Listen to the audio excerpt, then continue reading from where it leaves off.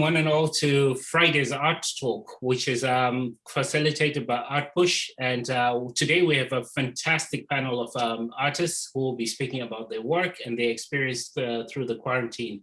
But before we get to that, I would really like to thank Flex Art and Design in Oakland for sponsoring this talk with gift cards to the artists. So a big thanks to Flex for that. For more information on the panelists, you could go to fridayartwalk.com. Let me go through that again. You can go to fridayartwalk.com. All this information will be also on fridayartwalk.com. Sorry, I'm having a bit of trouble pronouncing that. But yeah, that's where you'll find it. The audience will be muted throughout the interview, and we will have a Q&A section after the interview, just so that we keep the panelists, give the panelists enough room to speak and without interruption. If you do have a question, please feel free to put it in the chat or hold on to it until 8:25 when we will begin to open up for the Q&A after announcements. So I'm Victor and I'll be your host today, and I'm very, very happy to announce that we have three wonderful artists from the Bay Area, from the Bay Area, California. We have Kevin Wiseman, we have Sara Edge, and Newman. So these are three really different artists, and they all have work published in the art book, which was facilitated by ArtPush. So exciting to see the work come alive, so to speak.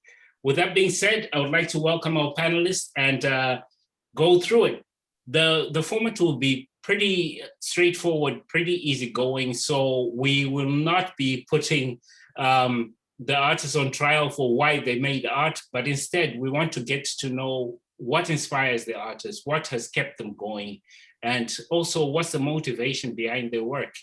So thanks so much for joining us, and we shall get straight into it. Starting off with Kevin Wiseman, we will start with a short film that we'll present, and then after that, Kevin will give us a bit of information about what that's all about. So Jess and Wes, please take away the short film.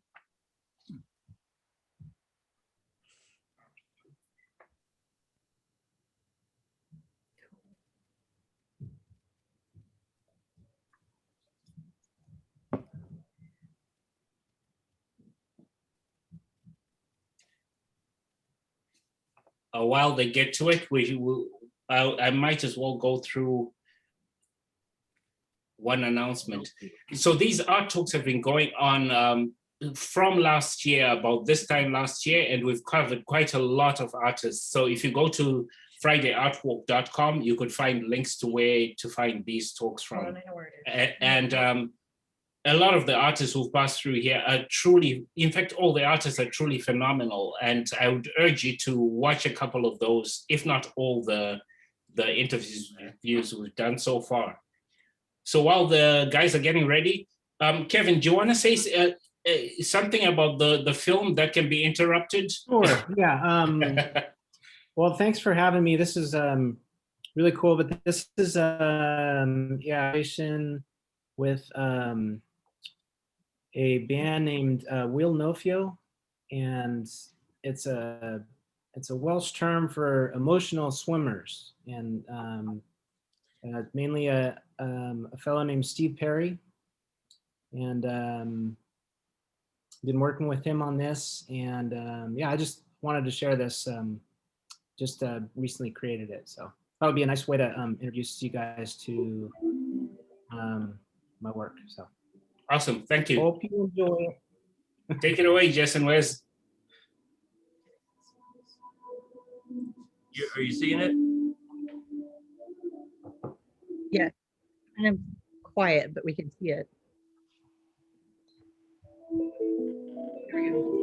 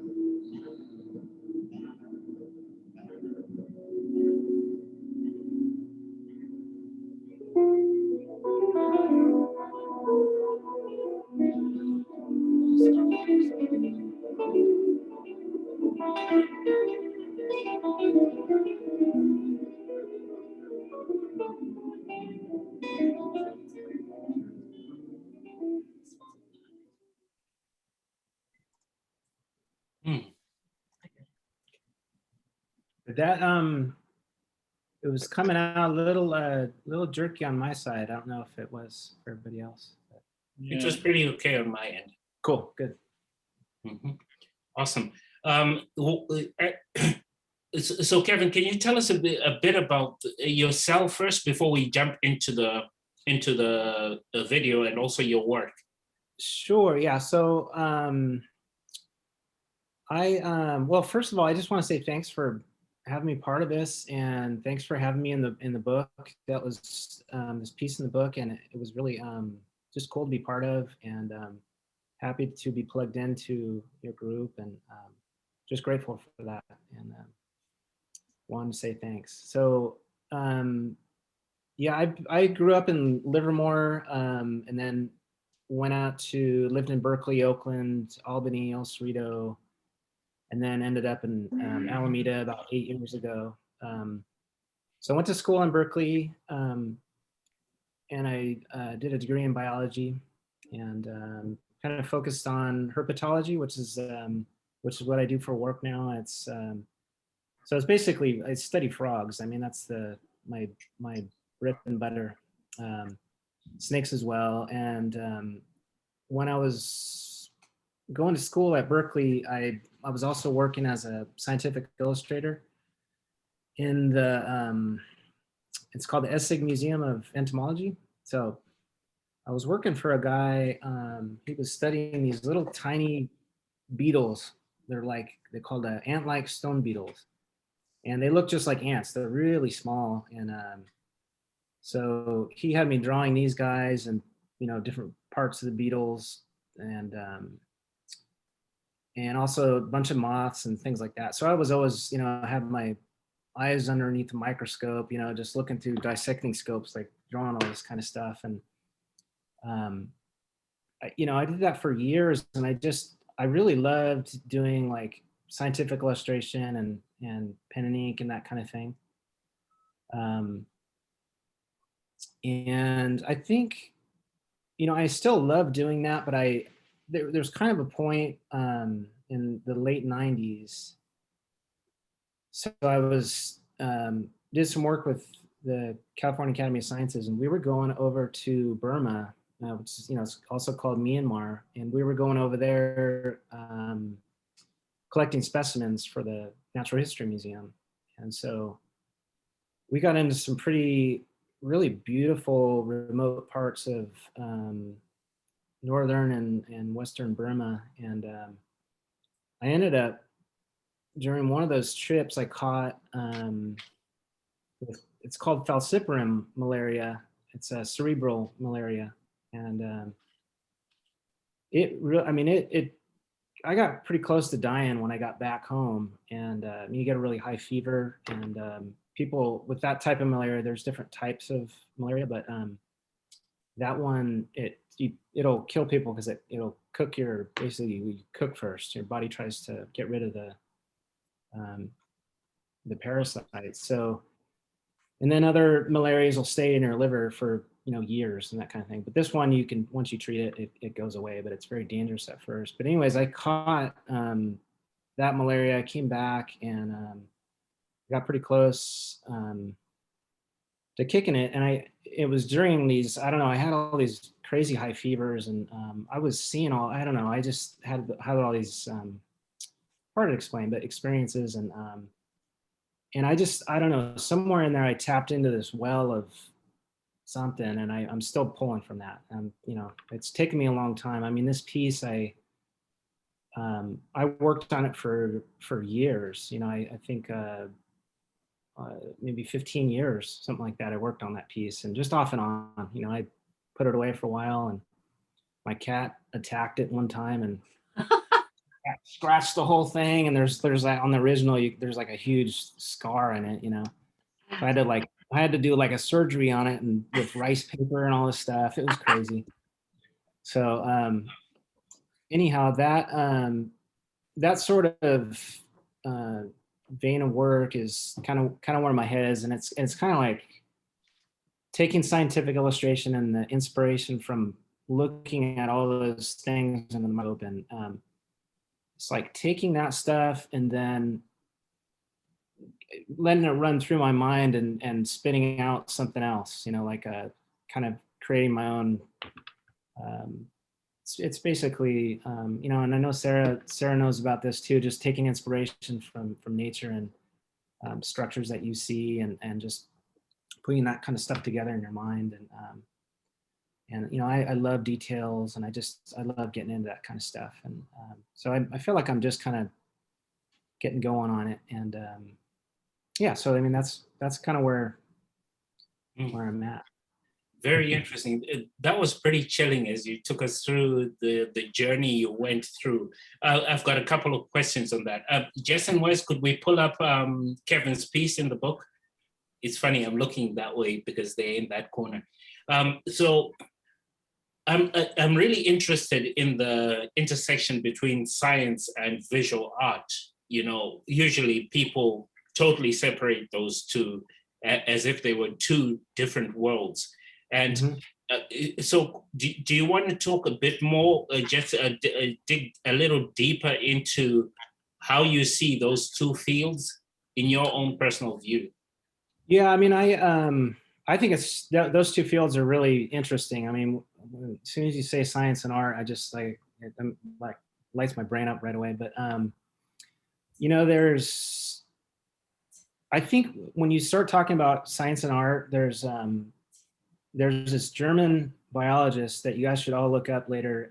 His name's Ernst Haeckel, and he was around the same time that Darwin was around. He was one of the first German biologists that really ran with the theory of natural selection and promoted that there. And Ernst Haeckel, I mean, he was one of the first, I don't know, at least in my mind, he was one of the more important sort of scientific illustrators, but he was known for like taking artistic license on illustrations that he was doing. He described all these jellyfish and all kinds of different things, like scientific descriptions, but he would also he would take artistic license, and people gave him a lot of flack for that. But I don't know, it's interesting. I think people understand science through art. I mean, when you read a scientific paper, you can read it, but I think a lot of times, at least for me, I look right at the figures. I want to see like what, you have to see some kind of, for me, it's like looking at some kind of art. I don't know how you guys feel about that, but it's like, you need some kind of visual, and that's also what is inspiring, I think, too, is to see those visuals. And so there's definitely, there's a a huge overlap, and it's a really interesting one for me. I mean, that's what I've been kind of chasing most of my life, most of my adult life, you know, the kind of dancing between those two things. And yeah, that's both very interesting. Yeah, in looking at this piece, I really, for me, what strikes me, besides the power of the piece itself and the suggestive nature, as you can see in the chat, somebody put an interesting comment in the chat about it. I won't read it out loud. You could just jump to the chat. But for me, what really struck me was the light, you know, the beautiful capturing of the light in the piece. It just brought it, not only does it give it that depth, but just brought it to life so much. It's just an amazing, amazing illustration. In a sense, so for me, I get caught between this thing, whether it's an illustration because of the detail, it really honors that area, that field. But the beauty of the execution of it in honoring balance, light, composition, all those things. Could you talk more about your process, your mind process as you think about light and stuff? Yeah, well, I think you know, this piece is, you know, as a person in the chat was saying, totally correct. And yes, it's like, you know, definitely a female entity, and there's actually a male counterpart to this drawing that it would, as you're looking at the screen right now, that piece goes to the right, and they both have the same light source, so it's kind of emanating from the bottom. And so they kind of go together. But I think the thing that I mean, one of the things I really love doing is night diving. You know, you're scuba diving at night. I don't get to do it a lot, but the times that I've done it, Sarah's into it. I like it. Let's go. So it's basically like seeing these forms, but just having a single light source on it. I don't know what it is. It's just, it reminds me of night diving a little bit. It's like you just have a flashlight and you're looking at things, and it really, I don't know. I don't know. It's hard to describe why I like that, but I just, I think it's just from the form, and it could be from, I don't know, maybe doing scientific illustration too. A lot of times under the scope, I would, you know, use just a single light source, and there could be some of that bleeding through too. So awesome. Thanks so much, Kevin. We'll get back to you with the second question, but so far so good. This is so interesting. There's some comments that have come through besides the one about the female genitalia, and then there's also the birth of memory and knowledge of past and future lives from Cheryl. Cheryl put in that comment. So I think there'll be a lot of questions coming your way as we go through. And just a reminder to those in the audience, please feel free to put your questions in the chat so that we'll have a lively discussion afterwards. As we are going to move on with the questioning, not the questioning, but the panel. It's much more friendly to say it that way. So Sara, we know you, but could you tell us a bit about yourself? Oh, and thank you so much, Kevin, for that. And I look forward to hearing what inspired you, or what we've talked about, but about quarantine. So we'll get back to you, Kevin. Yeah. And Sara, welcome back. And it's your time now. Could you tell us a bit about yourself and where you're from for those who don't know you? Well, a good portion of the people on here know me, but I'm from kind of all over. My dad was in the Army, so we moved every couple of years. So I kind of consider myself a child of the world. I've lived a lot of different places. And I tend to settle in pretty easily to wherever I move to. So I really do appreciate that or value that about having grown up moving a lot, in that it allows me to easily adapt to new places and situations. And similar to Kevin, I have a background in biology. My undergraduate degree was actually in art history, but then I switched after I graduated. I decided I wanted to go into biology and got into graduate school at Georgia Tech. and received PhDs in environmental biology and biochemistry. So I'm very fascinated with nature. I've always been fascinated with nature, even since I was a little child. I've always loved just the connection I've had with nature, and to be able to study it at a deeper level, at the cellular and molecular level, to understand, try to just go as far as I could to understand functioning was really interesting to me. I've only been making art since 2017, or painting. I've always been creative, but I've never really thought I could. I used to tell people I couldn't draw a stick figure to save my life. And what it was I was really just focusing all my energy and time on science. And I really didn't give myself enough credit to try to focus on sketching art and things like that. And so I met Dave, and he's an artist, and I got inspired because my background, I love art as much as I love nature and science. And I get chills too whenever I hear anybody talk about combining art and science together. I think they're a couple and they're married in a way, and you can't separate them. Beautiful, Yeah. beautiful. All right. This is a beautiful segue into your work. Wes, could you pull up your work, please? I feel so important here. Wes, could you do this for me? Thank you. I appreciate that. All right. So I said it's a beautiful segue because I wanted to capture this the tone that you said art and science are a couple. Now there's a lot of emotion here, which can't be quantified in scientific terms. Could you talk about your work? What inspired it? What drives you? Where does it come from? Where's the source? Definitely comes from emotion, but at the same time, I use my knowledge and of nature. More so, I use my experience as a scientist to have very deep and specific observation to detail. And I think that that's what's helped me learn to paint and sketch and draw more quickly, since I've only been doing it for several years. But this particular piece, I call it tranquility. And it's interesting the type of reactions I get from it, because some people hate it because they don't like the spider. They're very afraid of it, and other people are interested or engaged or ask me about it.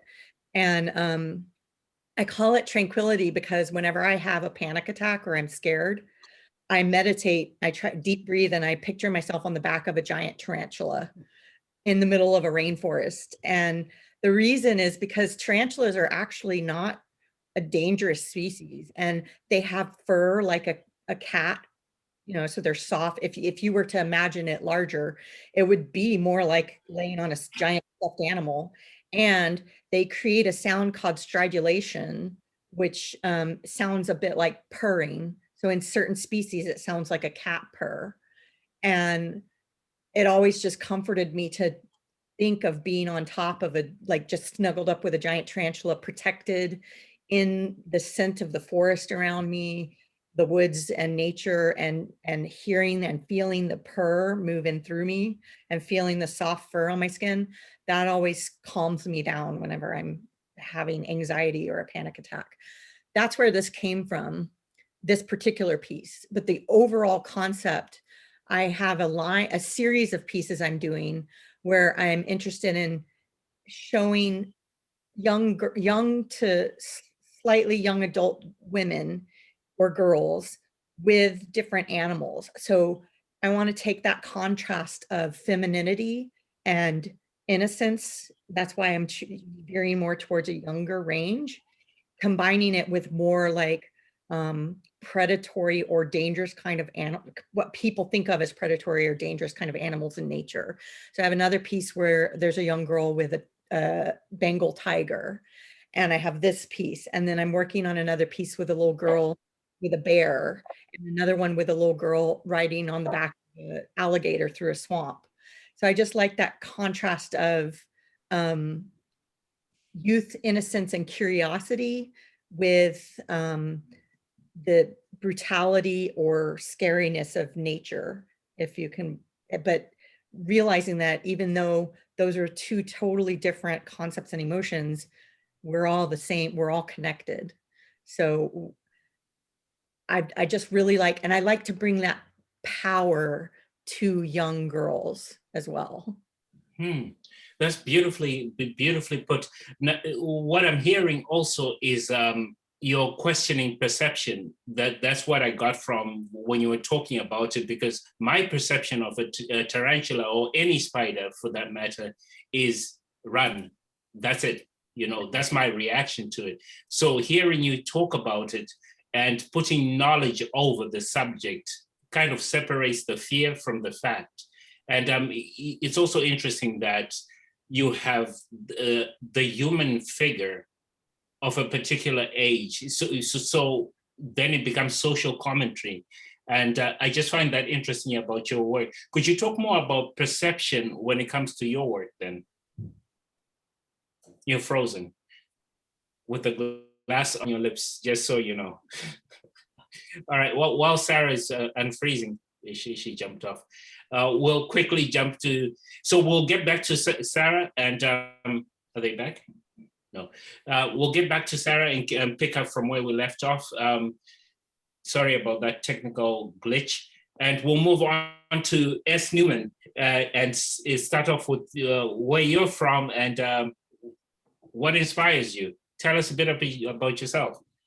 Hi, thank you so much for letting me be a part of this. It's really special and unusual for me. I don't usually talk about my painting or myself, so I appreciate this opportunity. I'm originally from Chicago, and I lived in Boston, Los Angeles, London before moving to the Bay Area.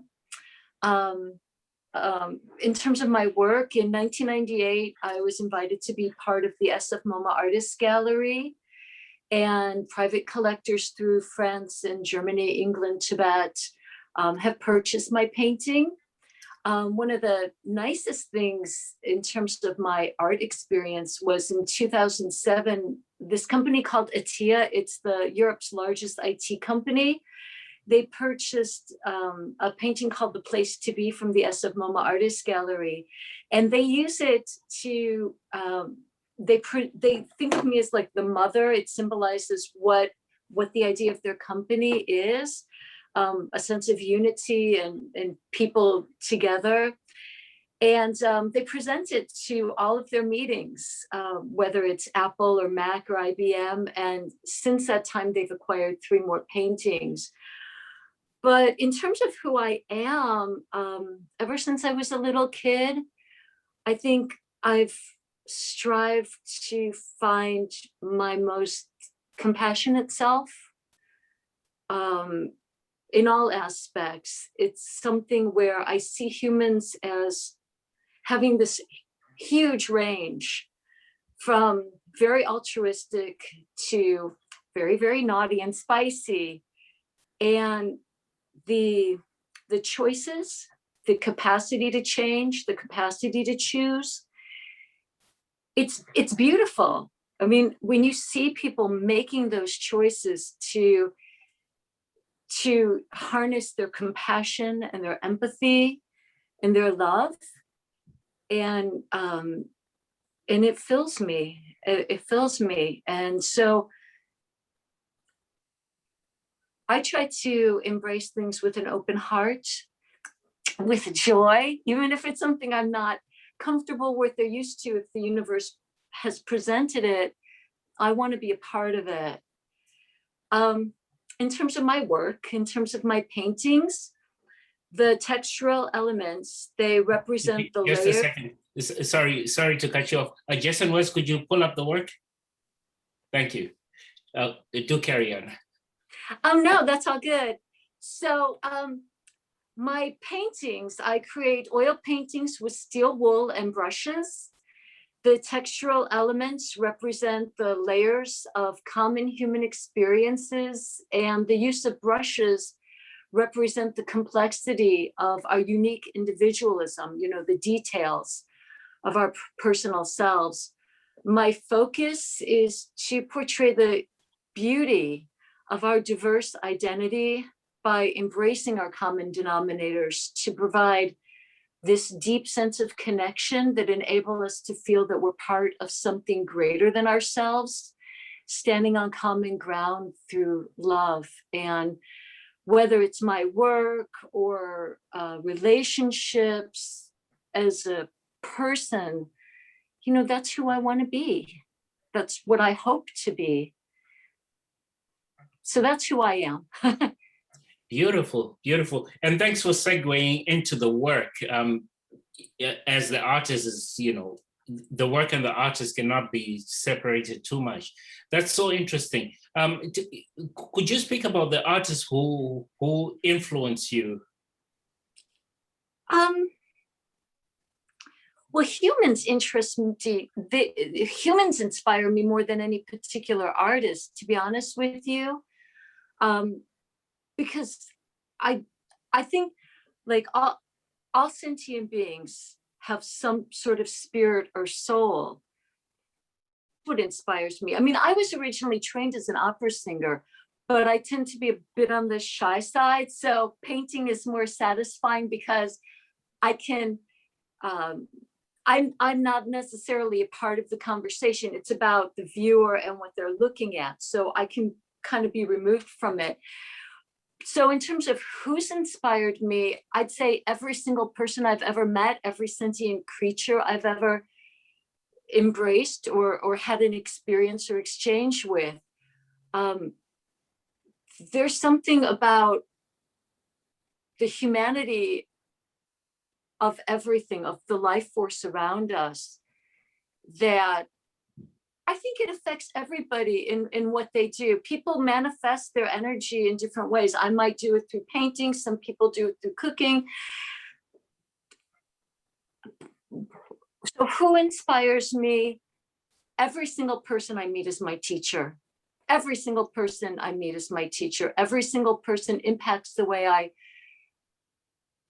visualize things. And honestly, I think like a lot of painters, a lot of people that are visual, certain images just stick in your head.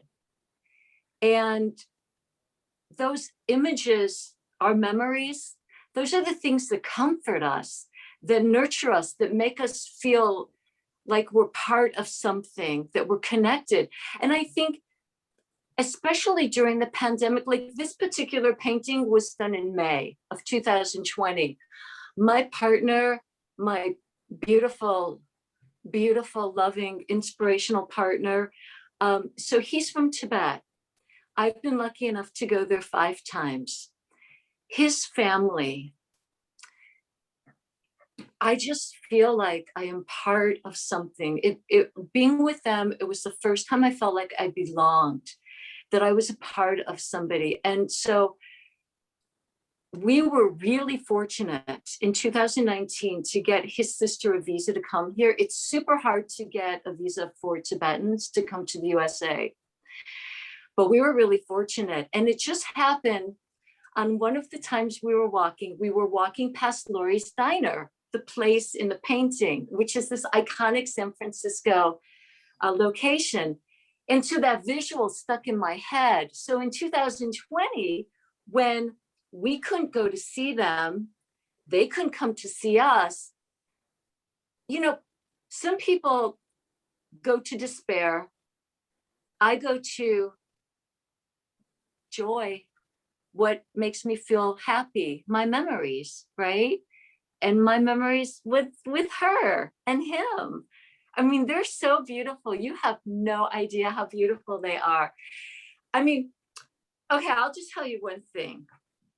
What I dig so much, so they speak Tibetan, I speak English, and it doesn't matter because we understand each other.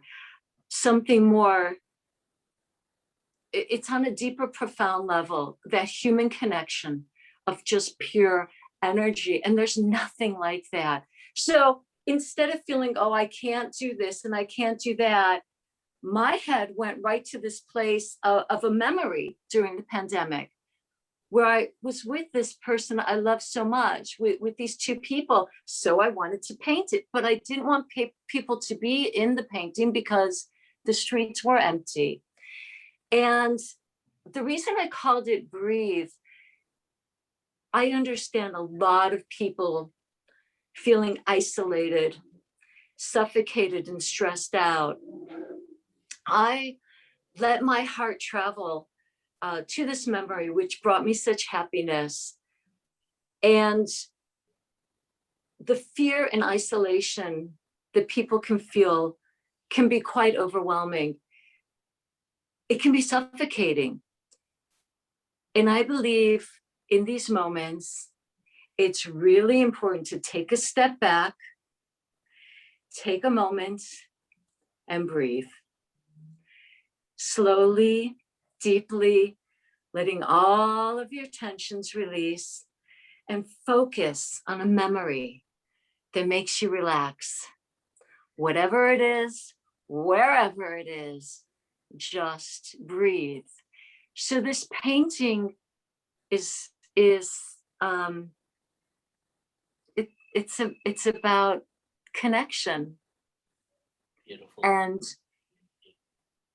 I think all people have moments in their life where they feel nervous or stressed about a number of things. But does that help you? Does that help anyone? Isn't it better to just step back, focus on your breath, and give yourself the compassion that you seek to give other people? So that's the painting, and that's my experience through the pandemic too. Just try to be there for people. Beautiful, beautiful. Oh, very beautifully put. Thank you so much. We've been on a journey again, and I really value these talks because you just never know where an art piece is going to take you. Kevin's piece took me through his really amazing journey to where he is now. And S. Newman's just redefined the way I was looking at that painting. And Sara's piece just made me rethink what tarantulas are, you know. And so thank you so much for your insights there. And I really appreciate that. If we have any questions, there was a question which was what inspired the piece, and you covered that so beautifully. And then we're going to go back to the questions. But before we do, thank you so much, S. Newman. Really appreciate that. That was really heartfelt. Much appreciation. I would like to jump back to Sara at this point. I'm sorry about your connection. We lost you for a bit. I think you realize that. And I would like to go back and just catch up on where you were. And there is also a question about what medium you used for your piece. So just to refresh your memory, we were talking about, I think it was the tarantula and young girls. Mm-hmm. So would you like to pick up from there? I can't remember. I don't know exactly where I cut off, but I was talking about the concept of dangerous animals or scary things in nature. Yes. And the contrast with young girls, the innocence and society's perception that women are fragile. I like that contrast, and I feel like the pieces empower young women. So part of my pieces are to bring attention to nature and elements of nature, but also to provide strength to young girls. Like, I'd love for a young girl to be able to see one of these pieces and be like, I love tarantulas too, you know, or I could ride an alligator across a swamp. So I like that empowerment of women, especially young women who are in their growth phase. As for the medium. Sorry, before you go on, why? Yeah. Why? Because I think growing up, I'm a very strong person, I think, but I have my insecurities and my doubts. And I want to take what I know of having insecurities and doubts and try to make in any little way an impact on young girls to not have that as much. I was a tomboy growing up. I mean, my brother's on the line here. We used to go catch crayfish and tadpoles, and I was always out in nature. And I was always I always stood up to bullies. I was always a strong young woman. And then when I, when I went into womanhood, I kind of got a little bit, I lost some of that. I lost some of my strength and confidence. And that makes me a little sad in women, girls, when they transfer from girlhood to womanhood, losing that strength and confidence. And I'm always about promoting that, whether it's through art or mentorship or just being a aunt or a friend. So I'm always trying to promote strength and confidence in young girls. I think Awesome. Beautifully put. Yeah, I thought that was a relevant question to ask, as I'm a father of two girls. So it was a bit selfish, but I think it's relevant to see why and how women are portrayed in art. Mhm. And so thank you for taking that stance in empowering people through such a medium. Thanks for that. Before we jump back to Kevin, I would like to ask you, Sara, how has the pandemic affected you? The isolation, the confusion, all this going on. Let me address the first question was, what was the medium of that Yes, piece? thank you. I just want to, that was water, that's all watercolor. And it's one of the larger pieces I've ever done. So it's like 24 by 30, something like that. But it's completely watercolor. I've fallen in love with watercolor as a medium. And as for the pandemic, so it started out as something I was happy about because I was always not the pandemic itself, but being able to work from home because I hate commuting. And that was the one thing about my job I couldn't stand. And so then I was like, oh, great, we get to work from home. This is awesome for me, but that lasted maybe a week. And then the reality set in and it just started to get heavy. And I'm a very emotional person. I paint with my emotions. I'm never one to hide my emotions. So it just started to get really, really depressing and deep. And just as it progressed, the reality of, the reality was there, but it just setting in. But and so I kind of stepped away from my art a little bit, which didn't help. That was not a good thing, but I was having a really hard time focusing. And one of the things that really did help me a lot was family, friends and family. But like I started to Zoom more with my family and Dave's family, who I'm very close to as well. And that just lifted my spirit so much because I'm very close to both families, but we only get to see each other like a couple times a year. Well, now I get to see my family like every week and we chat for hours and hours. And I feel more, even though I miss that connection, that physical connection, I have a spiritual and emotional and mental connection with them that's more than I've had in a long time. And I value that. So that has helped me. I've definitely picked back up my art. I was inspired to make some original Christmas ornaments that I'm going to send out to friends and family. But I think the most inspiring thing, and it's not a positive inspiring, but I would try to make it in positive, was the civil rights activities that have been happening.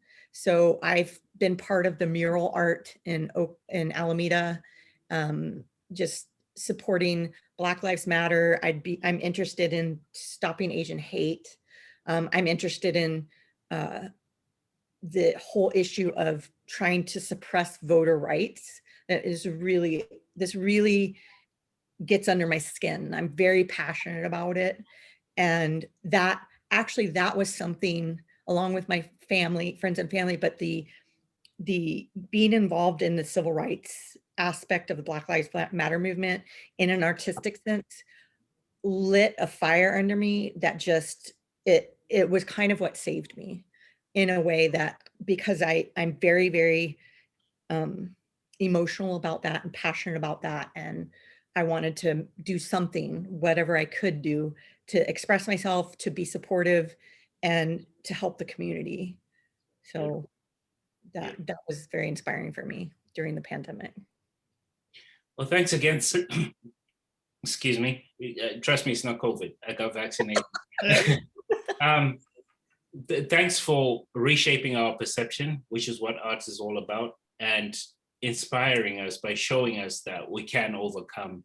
And also by bringing S. Newman's point about connection and family and spirit. You know, it's such a beautiful marriage of the two ideas to just percolate to the surface. So thanks so much for that. Appreciate it. Back to you, Kevin. So the pandemic, how did it impact you and your work?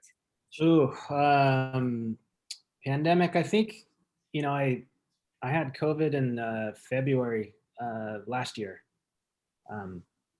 Coming back from Indonesia, pretty sure I got on the plane back, and it was like 5 days later I had it, but it was, you know, it knocked me out for a while.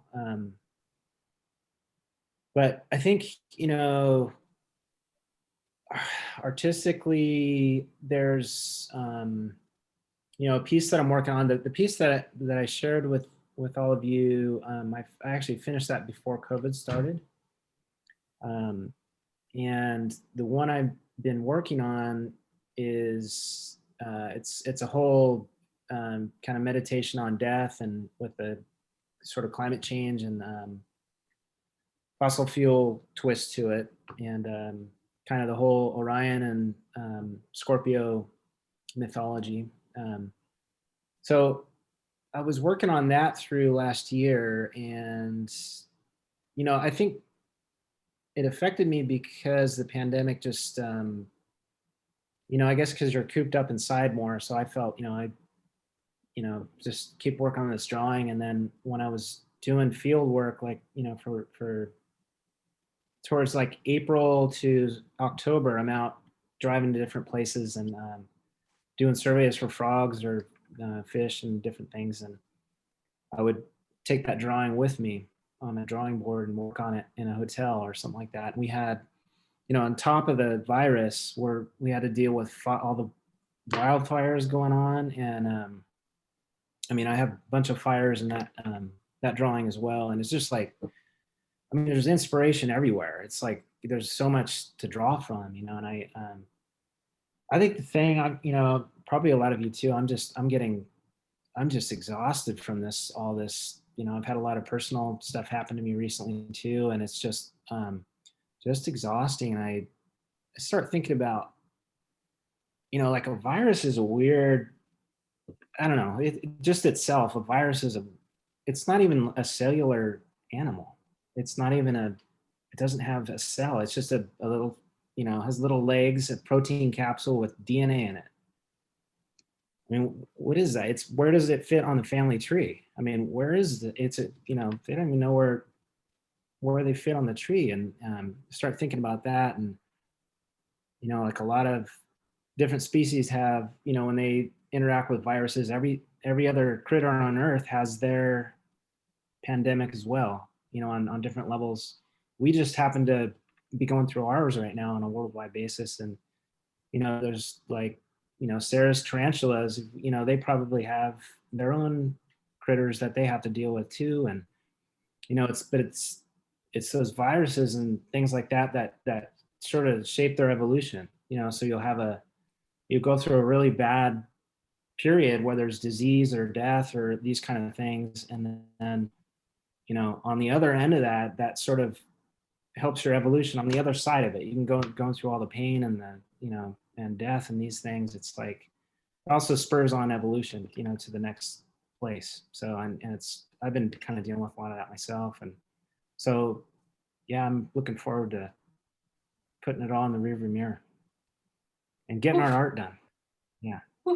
You guys are giving me chills right now. I'll just, before I get to Amanda's question, I'll just say that, you know, the correlation between what Kevin said, carrying that drawing with him wherever he went, you know, as artists, you know, we say, yeah, we got our art, but for some people who've got nothing to carry with them to fill in those hours, it just dawned on me that, you know, what a blessing, what a privilege it is to be an artist. But what I love about the way you presented that was you're looking at it as a matter of fact, like, this is where we are. and this is what I got to do, so I will do it. But mostly the way you ended it by saying it shapes our evolution. You know, we've definitely become more spiritual, more connected in a sense through the pandemic. So thanks for bringing that up. Any quote you like to close that off? Just kidding. No. So the question, okay, just a second, we'll get to you. The question from Amanda Edge is, what do each of the artists do when feeling uninspired? And we'll start with S. Newman's quote, and then we'll get to the question. Well, you're asking about evolution and wanting a quote. So the painting I'm actually working on is called The Evolution of Meaning. So that's my quote, The Evolution of Meaning. Shoot, there we go. How's It that? all comes together beautifully. Lovely. Okay, so I want to bounce back and forth so we keep it exciting. We got 3 minutes, but I think we can go over slightly. I'll allow that. So Kevin, just quickly, when you feel uninspired to do your work, what do you do? That's a good question. I'm trying to think of, maybe looking at other art, I think, and knowing that, other people go through the same thing, and, they can do it too. And so I think, looking at other art, friends' art, that kind of thing. I think Beautiful. That's my short answer. Beautiful. I love it. S. Newman, what do you do when you feel uninspired? So I don't really look at inspiration or non-inspiration. It's not like a part of my mindset.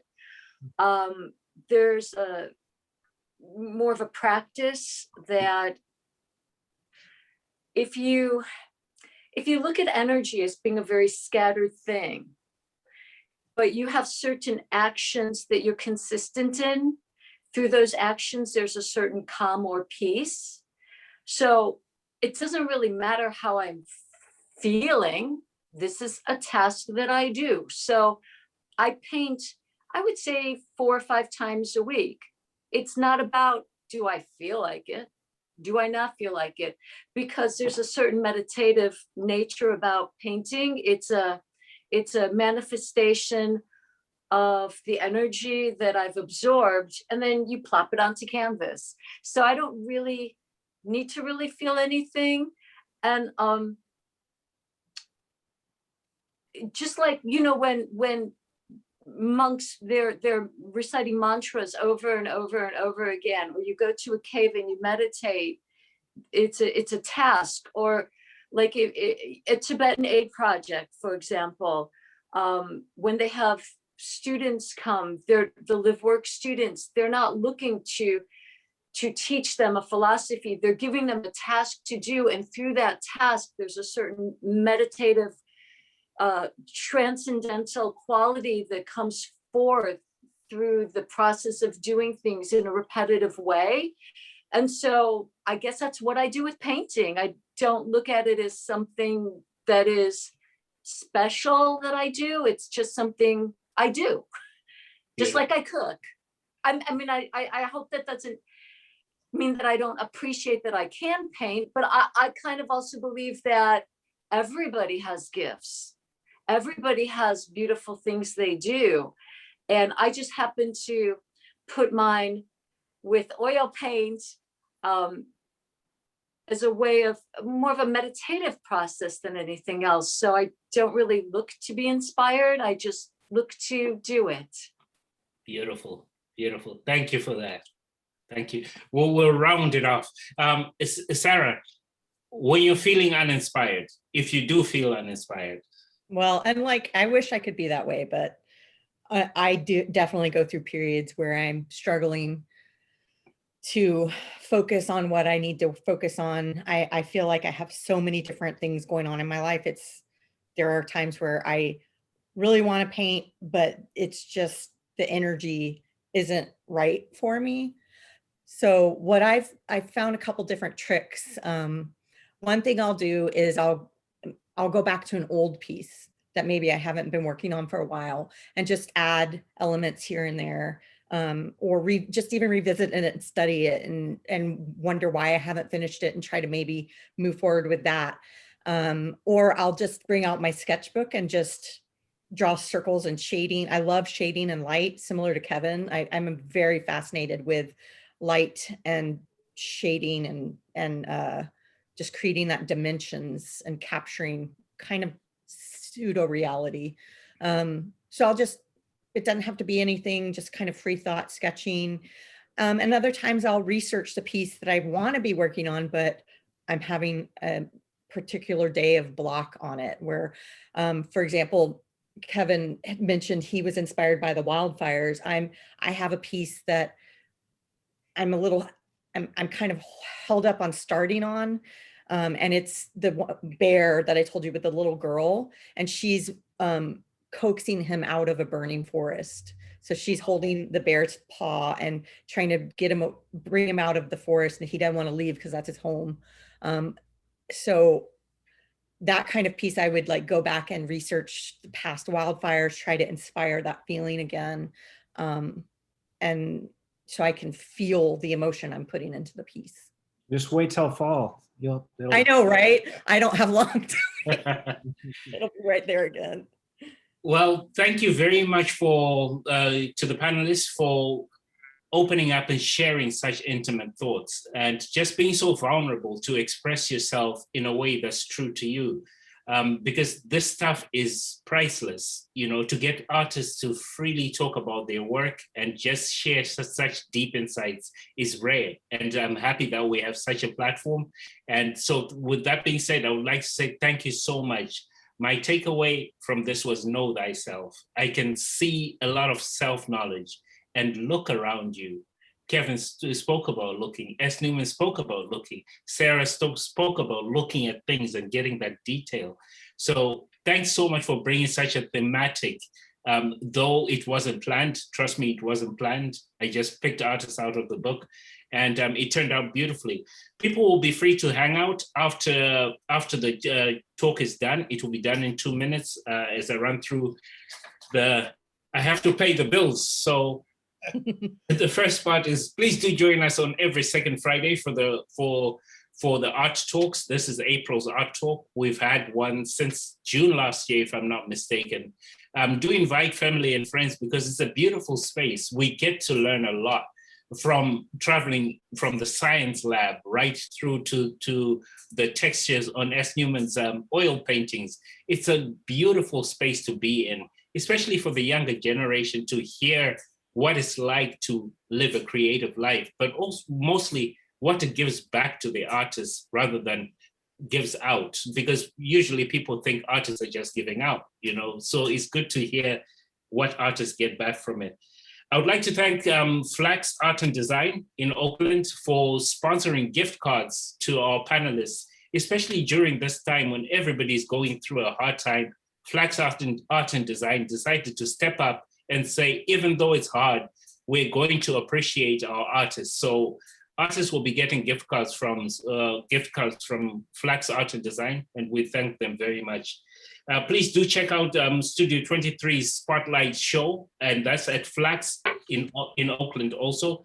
The show is up until May, and you can also visit flaxart.com for their hours to see when they're open.